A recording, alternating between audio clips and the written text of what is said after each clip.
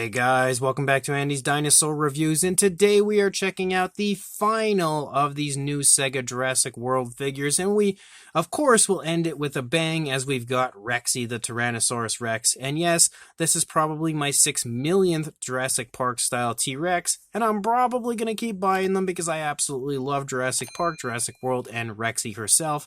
And I'm very happy to enter yet another one into my collection. And I actually already have a Sega version of the T-Rex, but this is a brand new version, and honestly is quite large. I was actually really blown away by how big the box is. So it seems like the figure is going to be a little bit bigger than the previous few that we've reviewed from Sega, and definitely bigger than the older one. I was kind of wondering why the price was a bit more for this one online compared to the, Velociraptor Beta and Giganotosaurus, but definitely seems to be a bit larger. You can see a nice image here of the Rex on the front, and then we've also got the Dominion logo up there on the top.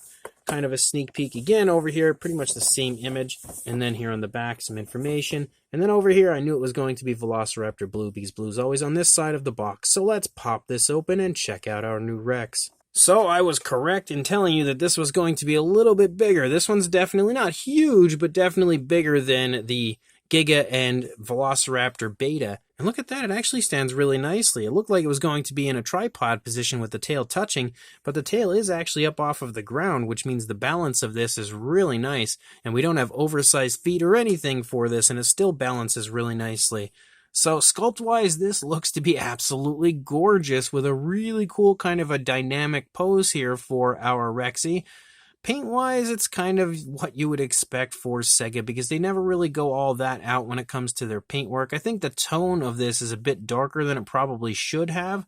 I would imagine they're probably, since it is a Dominion release, kind of trying to recreate the Dominion version of Rexy, and she appears to have darkened a little bit as far as their coloration goes, maybe slightly compared to, say, Jurassic World or Fallen Kingdom, when was the last time that Sega made figures for Jurassic World was Fallen Kingdom, but it still looks a little bit dark to me as far as the tones of color used, but not bad by any means, and still looks like it's a pretty cool version of Rexy, so let's jump to a closer look at it right now. So starting up here at the head sculpt of our Tyrannosaurus Rex, you can see that we have some really nice looking scale detail, and on top of that, that detail is extremely vibrant. Probably some of the nicest detail I've seen on a model when it comes to the way it pops on the sculpt in quite some time.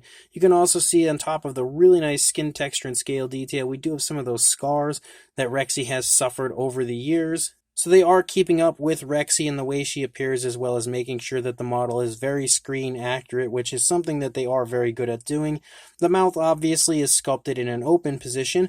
We've got a pretty wide gaping open mouth with the tongue sticking up. Nice pinkish tone for the inside of the mouth. The tongue actually has some nice texturing to it. And in general, the inside of the mouth looks like it has some pretty decent detail. Not quite as nice as what we had seen on Beta recently, but it looks okay. No gloss coat or anything added to it, though. The teeth are all sculpted fairly nicely. I think that they look a little jumbled kind of right there. That might just be due to the paintwork. The paintwork looks pretty good for the most part, but maybe a little sloppy right there. But overall, I don't think it looks bad by any means. Definitely some fairly decent paintwork for the teeth. We have kind of like a darker shade of yellow for the eye and a black pupil, very nicely placed, pretty much perfectly I would say. You can see the nostrils sculpted out up there. Pretty nice looking sculpt and detail here on the top of the head as well. As we move back here into the neck, you can see some nice creasing as the Rex has its head turned to the left. It's obviously going to be creasing and wrinkling the skin in that area. A little bit of bulkiness to the throat as well of our Tyrannosaurus. Really nicely sculpted out as far as the detailing and the skin wrinkles and folds and everything. For the movement and the positioning of the body, they definitely did a very good job on that. But they always do. Sega really does excel when it comes to the sculpts of their figures. Nice kind of tensing and everything in the neck right there as well, showing off every ounce of detail you would expect to see. You can kind of see the spinal column as we move along the back of our T-Rex.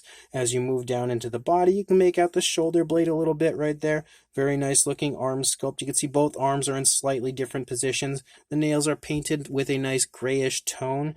You can see the seam, just like we saw on Beta right there where the arm is connected, but I don't think it's anything that's too obnoxious. One thing that's a little weird, though, is that the arm kind of has a little bit of a satin type of a look, whereas the body is obviously very matte finish, so the arm shines a little bit. Same deal with the leg. The leg shines on the sculpt, but the body itself doesn't, which looks a little bit off.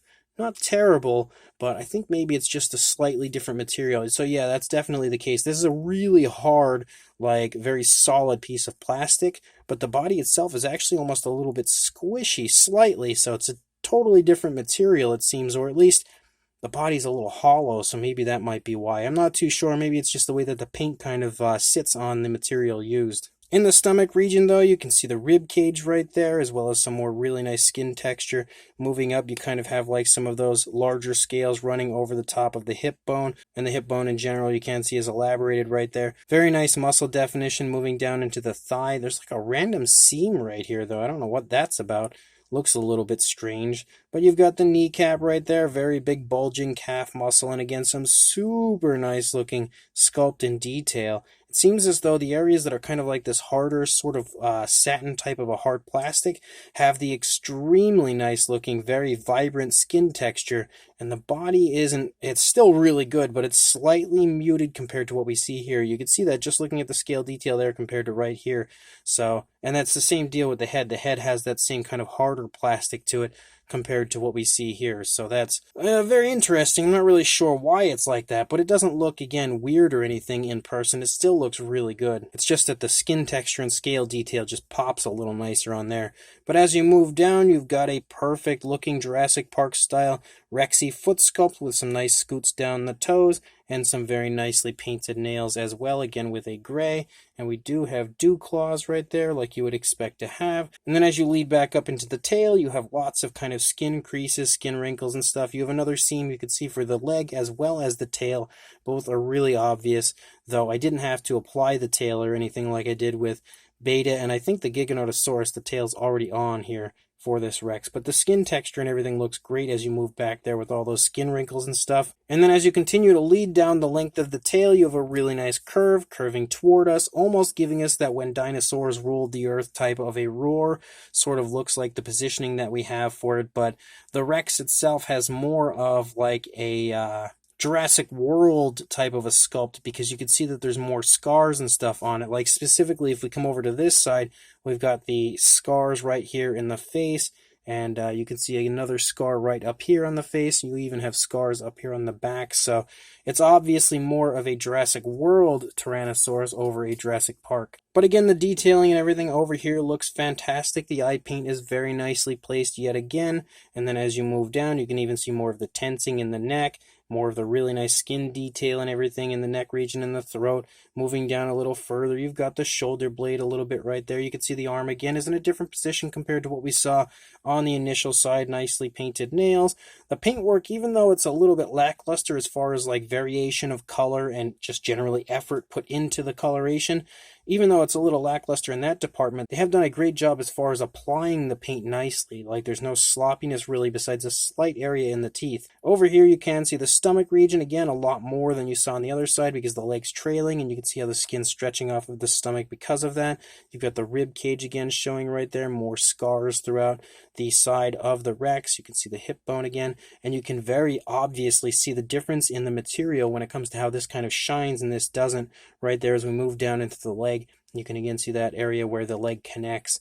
But very nice leg sculpt. Yet again, the detail is phenomenal moving down. You can see the muscle definition, skin wrinkles, everything is present there on the leg of the Rex. And you yet again have a beautiful JP style T-Rex foot sculpt, exactly as you would like to see on your Rexy. And then moving up, again, lots of skin wrinkles and everything as you move out the length of the tail here with that really nice curve. And you can see that we have some really nice detailing here for the underside of our Rex. And I'm actually really shocked as we move up here into this area, because even though it kind of has the appearance to the underside of the Rex, they didn't perfectly capture the kind of trademark style of scaling on the underside of a JP Tyrannosaurus, and Sega is usually extremely good when it comes to catching every little detail of accuracy in their sculpts, but even though the detailing looks really nice here on the underside, that's not exactly perfect as far as the way that the underside of the stomach leading into the chest would look on a JP Rex, but still looks, again, pretty darn nice, and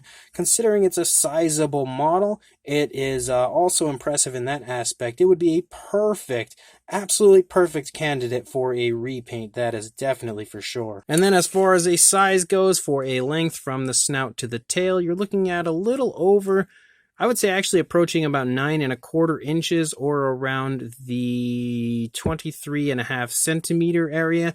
Obviously, it would be much larger if the tail and neck weren't curved in this direction, but that kind of shortens up the length a little. And then as far as a height goes, you are looking at about 5¼ inches, or around 13, maybe approaching 13.5 centimeters. For a size comparison, there is Mr. Papo T-Rex, the Attack Pack Colovosaurus, and Robert Muldoon from the Mattel Jurassic World toy line. And I think next to Mr. Papo T-Rex, who is in kind of a slightly similar position, you can definitely see that this Rex sports a pretty good size overall, fairly impressive, especially when it comes to a Sega figure. I am surprised to see that there's no base included with this Rex, because they've always included a base with all of their previous releases. No base for this one, but regardless, I don't think that it really needs it because it stands so beautifully without one. And then here is our Rexy model with the Sega Velociraptor Beta, and you can definitely see that, again, size-wise, they are quite different. The Rex has an overall much larger body size compared to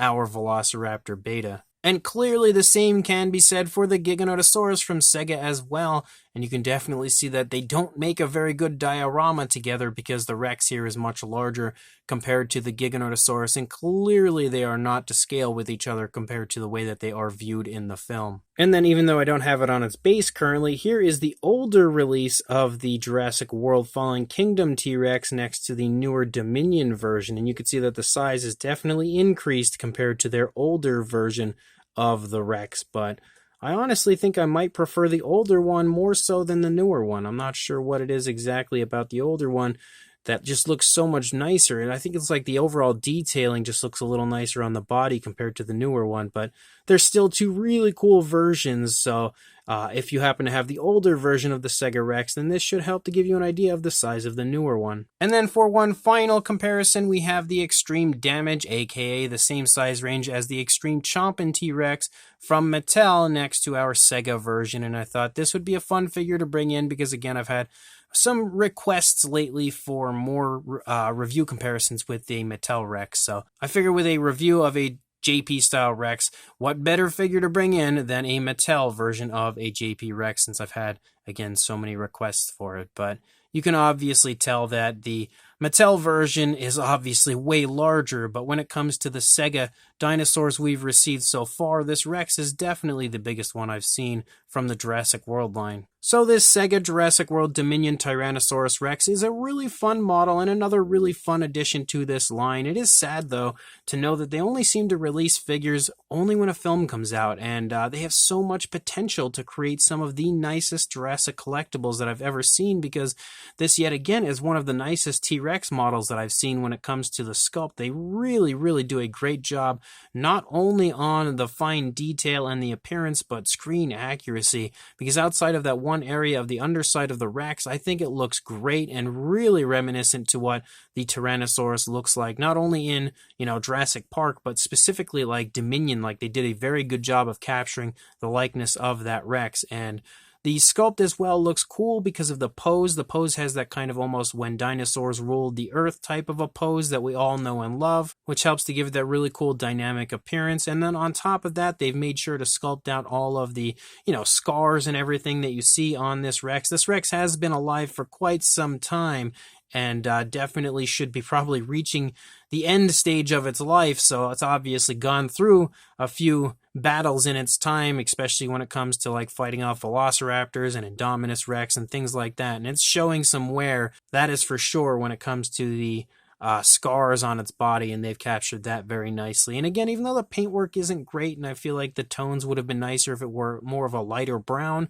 the overall paintwork is nicely applied for what it is. There definitely should be and could be more paint added to it, like even a striping down the back could have looked nice, but even without that, the actual application of the paint is pretty nicely and pretty specific as far as the placement goes. Like, you don't see sloppiness in the nails or the eyes or even really in the mouth besides one slight area on the teeth.